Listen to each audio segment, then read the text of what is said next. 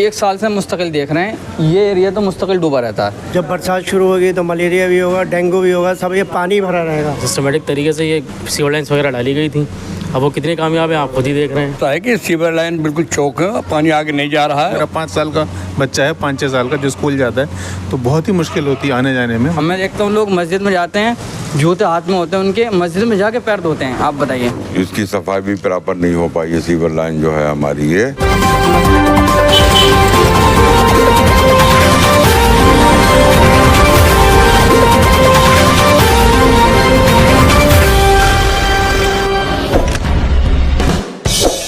दोस्तों, मैं अभी अबुल फजल इनकलेब के डी ब्लॉक में हूँ। ये जो रास्ता पीछे आप देख रहे हैं, ये बिलाल मस्जिद के ठीक पीछे का इलाका है। और मैं आपको एक बता दूं कि अबुल फजल इनकलेब में आमतौर पे ई ब्लॉक और डी ब्लॉक के बारे में कहा जाता है कि ये बहुत ही खूबसूरत और अच्छा इलाका है।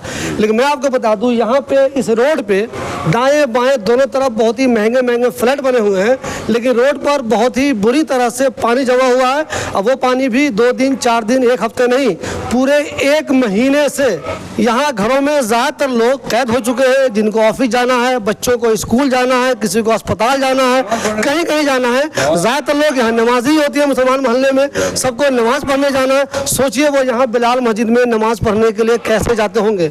हमारे पास यहाँ कुछ लोग हैं इसी इलाके के, इनसे हम जानने की कोशिश करेंगे कि आखिर इस मसले का हल निकल क्यों नहीं रहा है।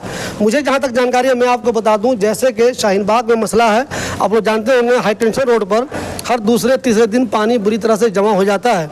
उस पानी को निकालने के लिए कंटिन्यू 3 ट्रैक्टर चल रहा है। तो जिन लोगों को इस इलाके की मालूमात है वो कहते हैं कि यहाँ पर भी अगर ट्रैक्टर चलाया जाएगा, पंप लगाया जाएगा, तभी ये पानी निकलेगा, नहीं तो रोड की बनावट जैसी है ये पानी कभी नहीं निकलेगा। और ऐसे ही यहाँ पे पानी जमा रहेगा, लोग इतने परेशान रहेंगे, इसी गंदगी से रोज़ाना आते जाते रहेंगे। ये कब से यहाँ पे ऐसा है? ये मेरे से 1 महीने से ऊपर हो गया, मतलब मई पूरा इस इलाके में तो मतलब 1 महीने से ऊपर हो गया। और बहुत ही मतलब आने जाने में आम लोगों को दिक्कत होती है, बच्चों को परेशानी होती है। मेरा 5 साल का बच्चा है, 5-6 साल का, जो स्कूल जाता है, तो बहुत ही मुश्किल होती है आने जाने में। मतलब अब मुझे ये बताइए, अपनी मालूमात के हिसाब से मुझे बताइए, ये गलती किसकी है, किसकी वजह से नहीं बन रहा है ये? पता नहीं साहब, ये इलाका ऐसा है कि यहाँ पे मतलब जो है तीनों पार्टियाँ हैं। सेंटर में बीजेपी है, और मतलब एमएलए हमारे मतलब आम आदमी पार्टी के हैं, और काउंसलर मतलब एक और पार्टी मतलब उसकी है, मतलब कांग्रेस की जी। उसके बावजूद भी जो है कुछ नहीं हो रहा। तीनों पार्टियां मिला के हमारे इलाके का, हमारी इस मोहल्ले का कुछ नहीं कर पा रही हैं, गली का। तो अब इसका हल क्या है, इसका मतलब पीछे आपके जस्ट सामने रोड पे बिलाल मस्जिद है, 5 टाइम आप वहाँ नमाज पढ़ने जाते हैं। मुझे ये बताइए, अपने घर से आप मस्जिद जाएंगे कैसे? अबुल फजल में जितने लोग हैं सबके सब मुसलमान हैं। आपका जो एमएलए है वो मुसलमान है, आपकी जो काउंसलर है वो मुसलमान है। आप लोग मोदी, योगी, अमित शाह को बदनाम करते हैं, क्या उनकी वजह से गंदगी है? नहीं, ये ऐसा है कि सीवर लाइन बिल्कुल चौक है, पानी आगे नहीं जा रहा है। और दिल्ली जल बोर्ड जो है हमारे एमएलए के अंडर में आता है, काउंसलर से इसका कोई लेना देना नहीं है, ठीक है। दिल्ली जल बोर्ड का काम है। और मैंने I am Nisar Ahmed, ex president RWA, मैंने दिल्ली जल बोर्डों को शिकायत की थी 4-5 दिन पहले। उनके बाद रिटर्न में आया कि हमने राहुल कुमार यहाँ का जो काउंसलर जेई है उसको कंप्लेंट भेजी गई है और आपका काम होगा। और आज तक काम नहीं हुआ, 4-5 दिन उस बात को हो गए। नाले की सफाई के लिए भी मैंने LG को लिखा था, ईमेल किया था ईमेल को, JCB आई, नाला साफ़ हो रहा है LG को ऑर्डर से, ठीक है। मैंने लिखा था, ईमेल मैंने किया था। सर मुझे ये बताइए, एमएलए की जो टीम है, एमएलए अगर किसी वजह से आपको नहीं मिलते हैं, वो कहीं गए हुए हैं, तो एमएलए की जो टीम है जो ये सब देखती है, उन लोगों से बात हुई आपकी? ऐसा के इलाके के लोग हैं, मैं तो नहीं गया खैर, लेकिन ज़रूर गए होंगे, कम से उनके लोग यहाँ पर हैं।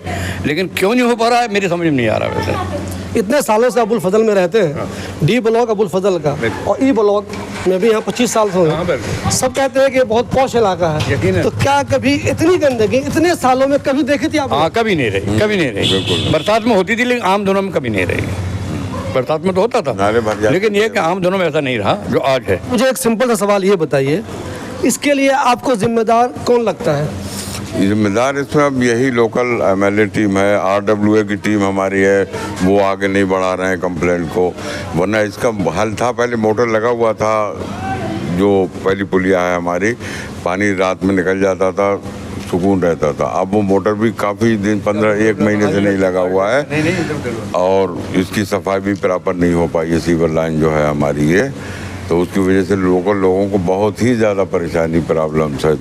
जब वो जूता सन जाता है, नमाज के लिए जाते हैं, कपड़े तो गंदे। मुझे ये बताइए, सुबह मान लीजिए इस घर को ही मिसाल के तौर पे ले लें हम, इसका बच्चा सुबह जब स्कूल जाएगा कैसे निकलेगा अपने घर से वो? हाँ, बहुत स्कूल निकालते हैं वो, स्कूटर पे, बाइक पे बेचारे आगे तक छोड़ के तब आते हैं, तब घुसते हैं। बहुत प्रॉब्लम है इसमें। अच्छा, यहाँ के RW के बारे में आमतौर पर लोग कहते हैं कि जो दूसरे इलाके के RW है उसके मुकाबले ये लोग जो है A से D ब्लॉक वाले वो बहुत अच्छा काम कर रहे हैं, बेहतर काम कर रहे हैं। आसिफ साहब ने वहाँ पौधे वौधे लगाए हैं, बेहतीन साहब वोट 3 नंबर पे लगाया, तो क्या इसकी जिम्मेदारी वो नहीं ले रहे? इसके लिए वो सीरियस नहीं है वो लोग RW वाले? के लिए की काम भी काफ़ी किया है उन्होंने, अब काम कर रहे हैं, लेकिन इसके लिए हमने कई दफ़ा कंप्लेंट भी की है।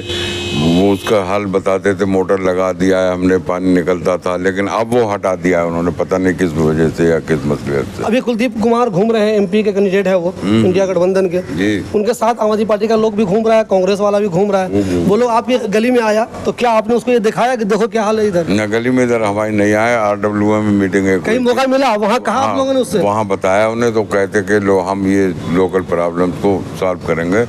अभी तो इसमें लगे हुए हैं सब लोग, मतलब कलेक्शन में। नाम बताइए अपना। जी, हमजा अली। मुझे ये बताइए हमजा साहब, ये जो जगह है देखिए आप, ये पूरा इलाका इतने महंगे इसमें फ्लैट है पूरे इलाके में। अबुल फजल का ये बहुत अच्छा इलाका माना जाता है, D ब्लॉक, उसमें ये गंदगी 1 महीने से लगभग है। आपको क्या लगता है कौन लोग अपनी जिम्मेदारी नहीं निभा रहे हैं? कि गवर्नमेंट अथॉरिटीज़ हैं जो नहीं निभा रही हैं जिम्मेदारी। भाई ये हम बहुत ज़्यादा कूड़ा ही तो नहीं फेंक सकते ज़मीन पर, हम बाकी सब ये चीज़ तो हमारे कंट्रोल में नहीं है। एक सिस्टमेटिक अंदाज में, ये सिस्टमेटिक तरीके से ये सीवर लाइन्स वगैरह डाली गई थी।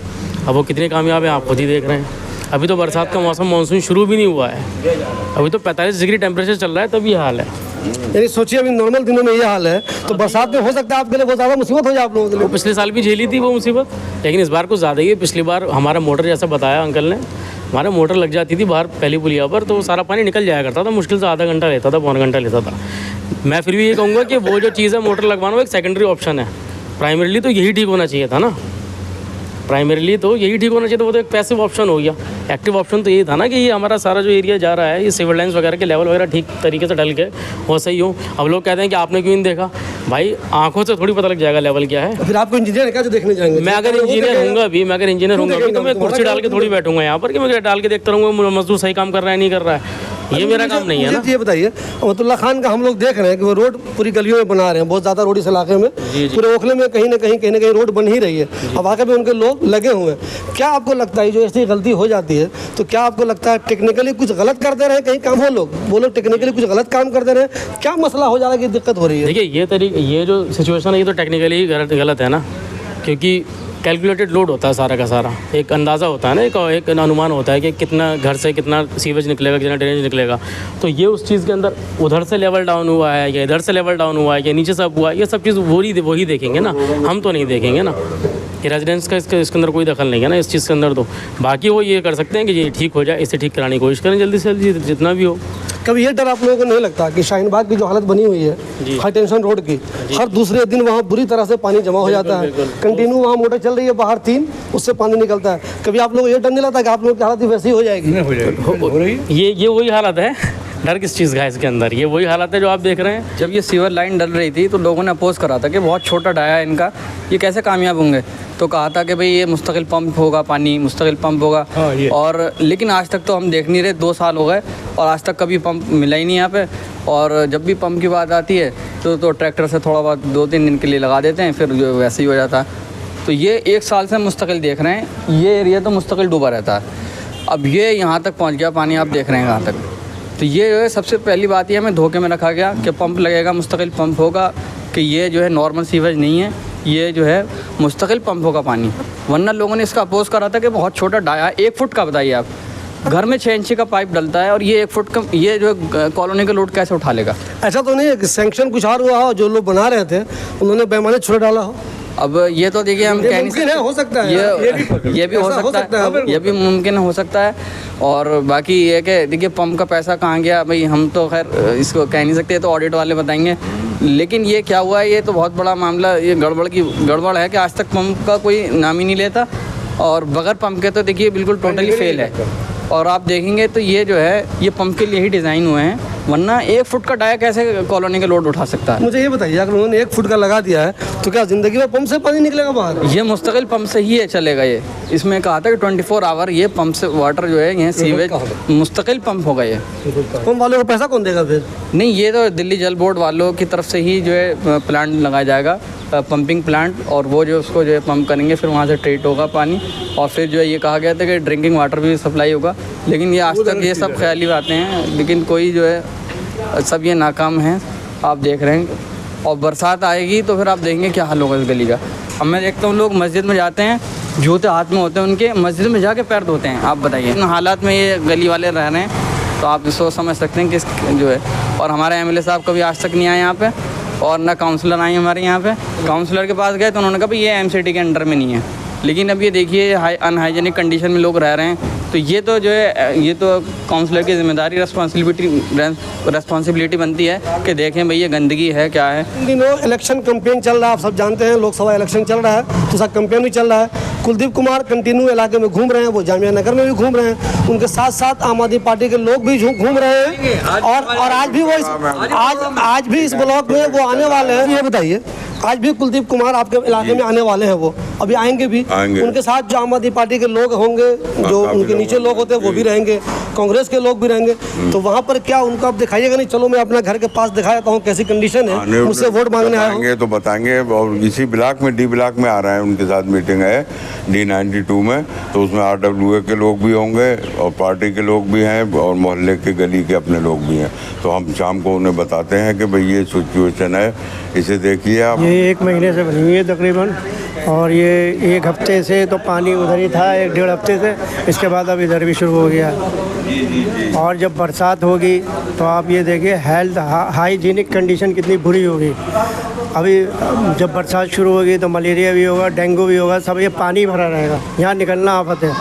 जब हम ऑफिस जाते हैं तो हम जूता हाथ में ले लेते हैं, ऐसे चले जाते हैं, ऑफिस में जाकर जूते हैं। मैं सर्विस करता हूँ निज़ामुद्दीन में, ये हाल है, ये हालत होती है यहाँ। देखिए इनके घर में ये फंक्शन है, ये इनका मेन इंट्रेंस है, ये देखिए इंट्रेंस है, कैसे जाएंगे ये जो मेहमान इनके आएंगे वो कैसे जाएंगे? आप देखिए ये ऐसे जाएंगे, ऐसे, ये देख लीजिए आप, ये पार्किंग है, इसमें कैसे आएंगे लोग, देखिए आप ये शक्ल देखिए इसकी, ये देखिए ऐसे बेचारे आते हैं लोग, रोज़ाना आ रहे हैं, और पिछले 1 महीने से ये लोग ऐसे ही सारा काम कर रहे हैं इस इलाके के लोग। मुसलमानों का ये मोहल्ला है, मैंने हमेशा कहता हूँ मैं अपनी खबर में, जो जीते हुए लोग हैं वो भी मुसलमान हैं, जिन लोगों ने उनको वोट देकर जिताया वो सब के सब मुसलमान हैं, यहाँ जितने लोग रहते हैं वो सब के सब मुसलमान हैं, उनमें ज़्यादातर नमाजी हैं। ठीक यहीं पे बिलाल मस्जिद है, सोचिए उस मस्जिद में जब इस गली के लोग नमाज़ पढ़ने जाते होंगे तो कैसे अपने घरों से निकलते होंगे। किसी किसी घर के सामने तो इतना पानी जमा है कि निकलना मुश्किल है, वो अपने घर से ही अंदर अगर कार से बैठ कर निकलेंगे तभी वो बाहर आ सकते हैं, या कोई ऐसा इंतज़ाम हो कि नीचे उनको ज़मीन पर पाँव नहीं रखना पड़े। अगर उन्होंने ज़मीन में पाँव रखा तो बेशक उनका पाँव गंदा हो जाएगा। और ये पानी जो आप देख रहे हैं वो साफ़ पानी नहीं है, गंदा पानी है, इसमें टच होते ही आदमी नापाक हो जाएगा। अफसोस की बात है, इन लोगों की बार बार की शिकायत के बाद भी ये इलाका अब तक ठीक नहीं हो सका है। अब वो भी ऐसा इलाका अबुल फजल का D ब्लॉक, जिसके बारे में हमेशा कहा जाता है कि अच्छे इलाके में गिना जाता है, D block, E block, Abul Fazal के अच्छे इलाके में इसकी गिनती होती थी। मगर अफसोस की बात यह है कि यहाँ D ब्लॉक में पिछले 1 महीने से पानी भरा हुआ है, अच्छा कोई इलाज अब तक कोई नहीं निकाल सका है।